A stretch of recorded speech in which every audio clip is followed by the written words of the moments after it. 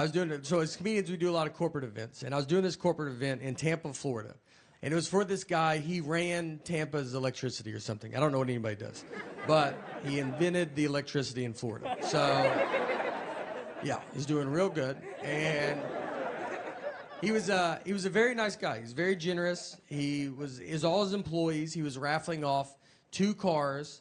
He gave away a bunch of TVs, iPads. I mean, honestly, probably $100,000 worth of gifts he was giving back to his employees. Very nice.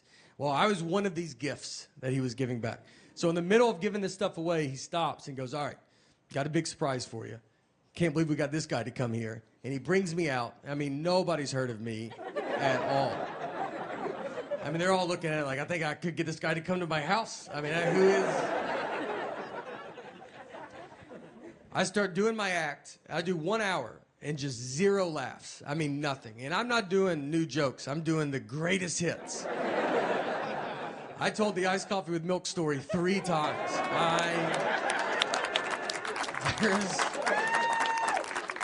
I kept just doing it. I was like, all right, I'm going to do it one more time. I don't think y'all were listening. People were leaving.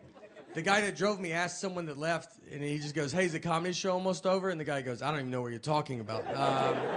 There's a guy giving a speech up there right now, so maybe after that.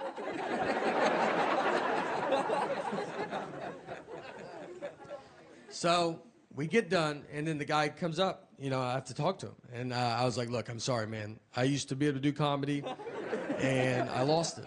You know, it's over. And he was very nice. He goes, no, it's all right. Nothing's your fault. And I was like, all right, I don't know how that's possible. And he goes, well, when you were up there, I remembered that most of my employees do not speak English. And I was like, all right, yeah, they'll do it, you know. Maybe don't hire an English-only speaking comedian. No heads up at all. Not that I could have changed it up, but it just would have been nice to know, you know. I have a daughter, and my daughter's name is Harper. So a lot of people ask, they're like, oh, did you name her after Harper Lee, the author of To Kill a Mockingbird? And, you know, I've never thought about an author a day in my life. So that never occurred to me. I mean, my middle name's Lee, and just never crossed my mind. I love having a kid. I love when kids cry. It's just innocent. I love how innocent it is. They cry over a tag in their shirt.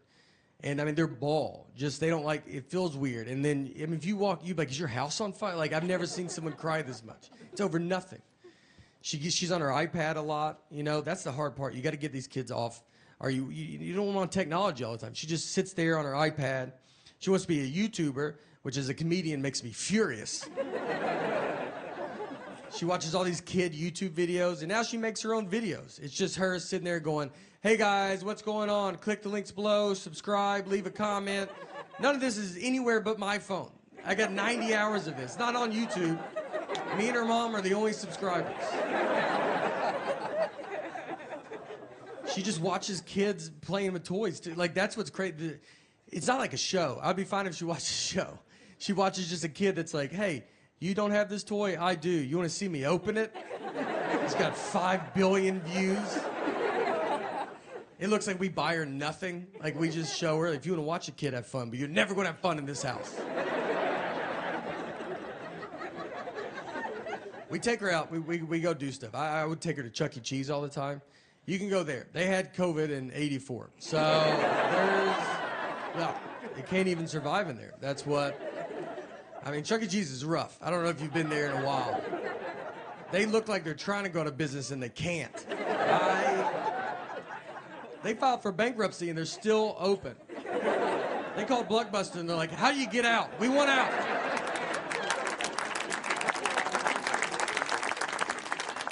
They're updating nothing. That Chucky band is just robotic.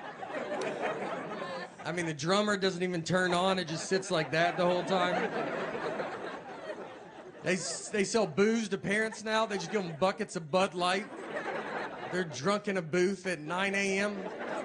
And someone drives those kids home. I don't see a bunch of Ubers and Lyfts showing up. There was a Chuck E. Cheese that got caught. If people didn't eat all their pizza, they would just put it back out on the buffet.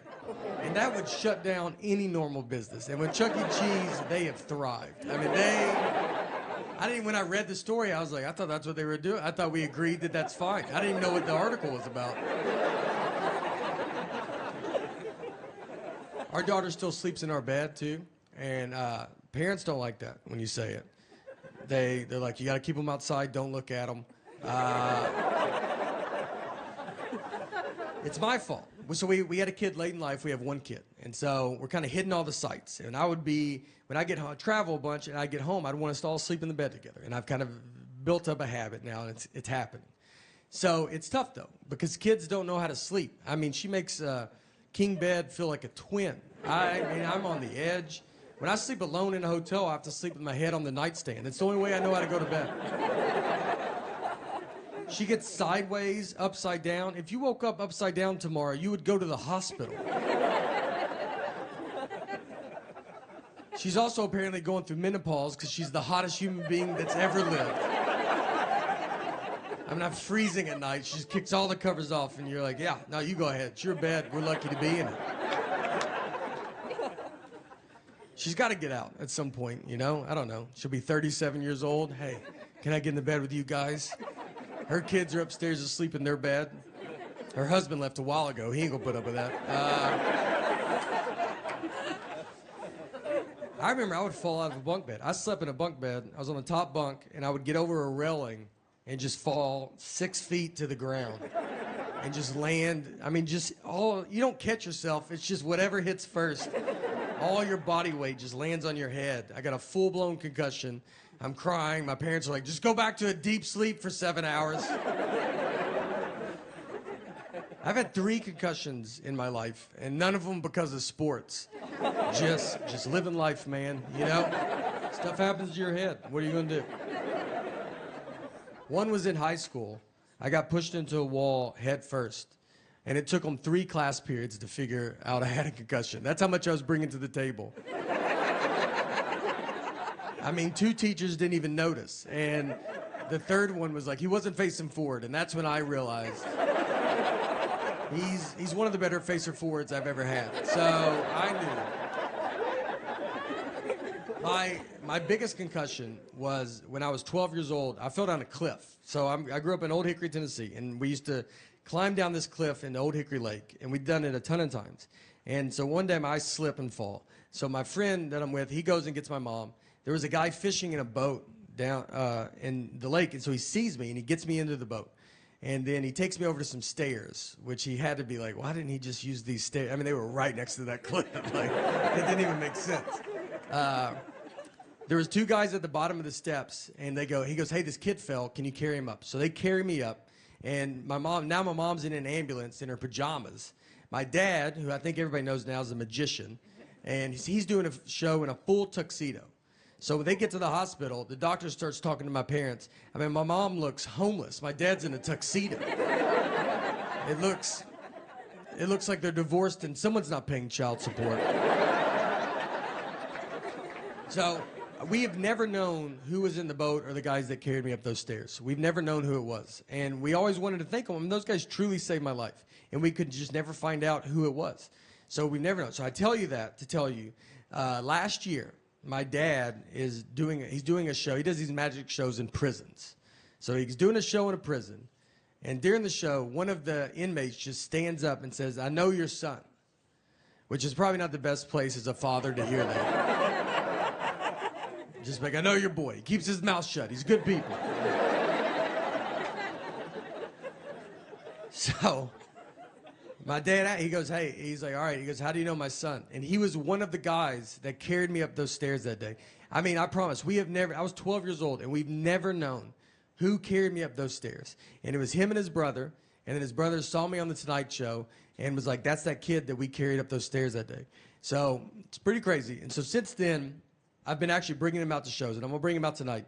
And no, he's not here. He's in prison. But, yeah. Sorry. Yeah, trust me. Look, he would love to be here, trust me. I mean, yeah, he'd kill to be here, to be honest. But there's one day I'll get him. I did find out why he was in prison, which was crazy. So it was that same day. They just carried a body down those stairs. And you can imagine the frustration to then be handed another body. And you're like, dude, are you serious right? Like, we just did this, man, you know? All right, that part I made up. But the rest of it's true.